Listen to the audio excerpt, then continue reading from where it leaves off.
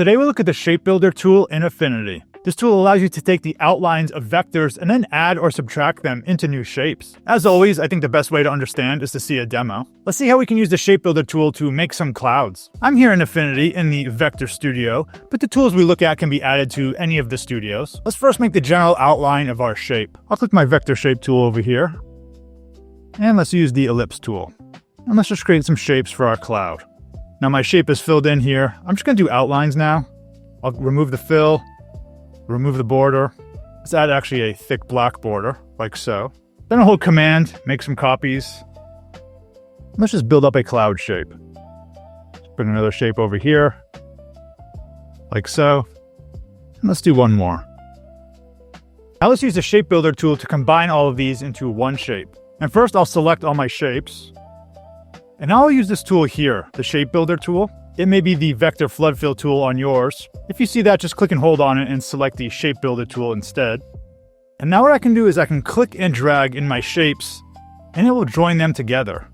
So you can see now that's a joined area. I can click and drag over here to drag these together. And I can build up my shape.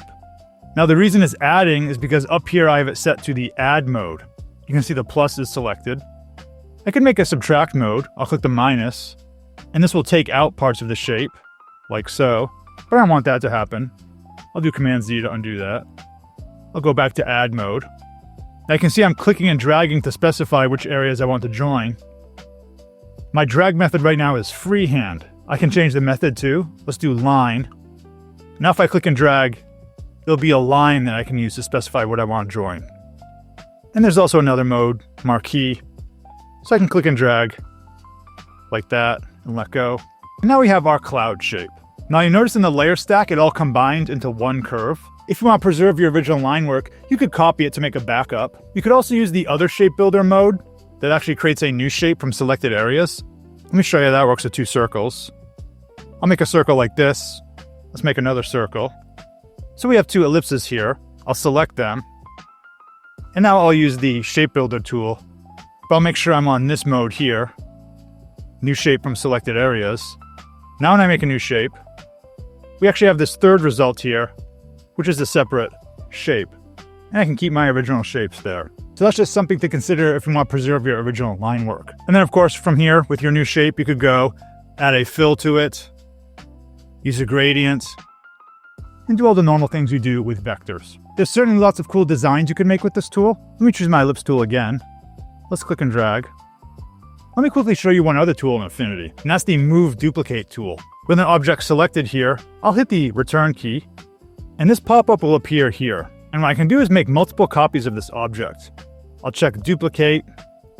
Let's make 11 copies. And then we want to specify how we want to alter each subsequent copy. So everything's 0 right now, so you're not seeing the other 11 copies. But if I take rotation here and I drag it, notice what my other copies are doing. So I can create lots of cool patterns like this. Another quick tip is you can actually put simple math formulas in here. I'll type 360 degrees divided by 12. Now we have our shapes rotated evenly. And again, there are 12 of them, 11 copies plus the one original.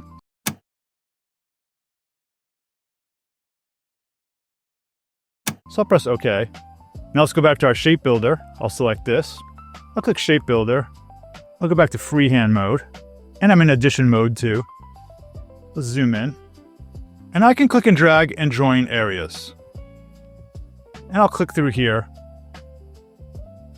And something I noticed with some shapes is sometimes you have to select it twice. So let me go through here and do this again.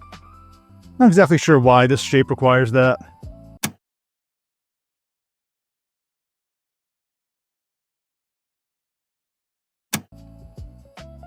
But let's just go through and join these areas.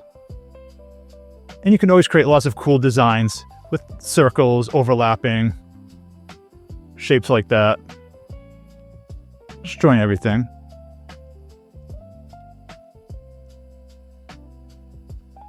And now we have our new shape. And a tool that goes hand in hand with the Shape Builder tool is the Vector Fill tool. Check out my video on that topic for a full tutorial on how it works. But for now, I'll just give you a brief demo. I'll select all my shapes here. The Vector Fill tool is behind the Shape Builder tool, so I'll click and hold on that. I'll select Vector Flood Fill. Let's go to my swatches. I have this one I created here called my palette. I like it.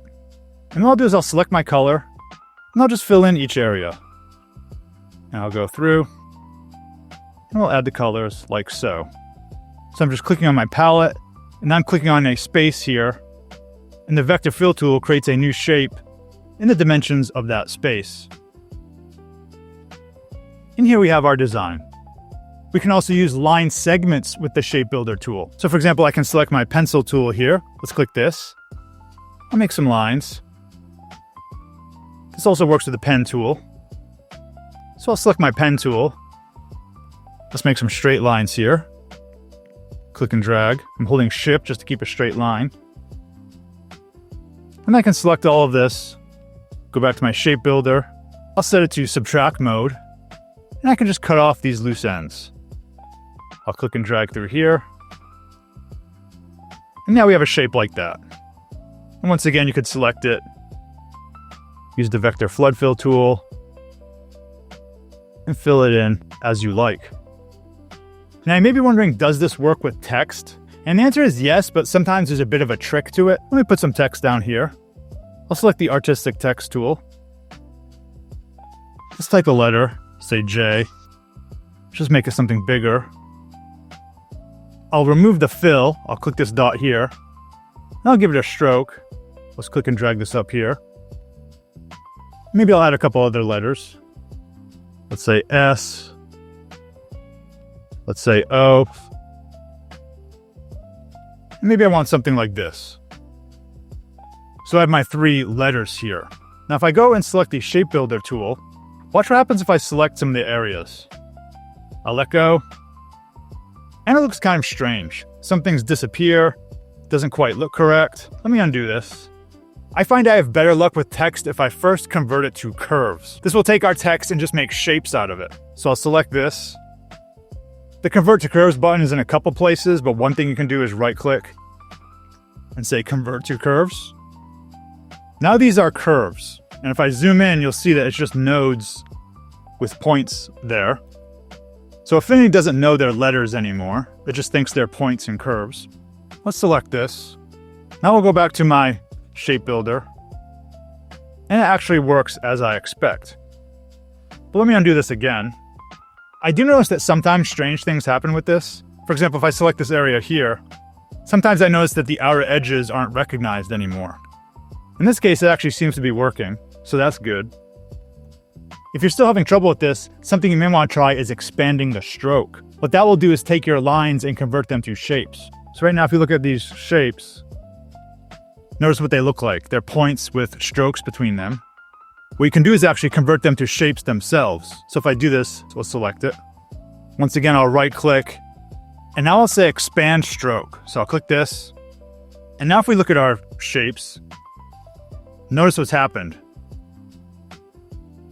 These strokes are actually shapes themselves. I sometimes find that a necessary step to make the shape builder work accurately. And from here, what you could do is select all of it again, go to the shape builder, and continue to merge areas as you like. And in here we can see things. I don't like this individual shape here, so I'll just actually merge them all together. Same thing over here, and down here. So convert to curves and expand stroke are a couple tricks you may want to have up your sleeve. If there's any topics you want to see a video on, let me know down in the comments below. Thanks for watching, and see you in the next video.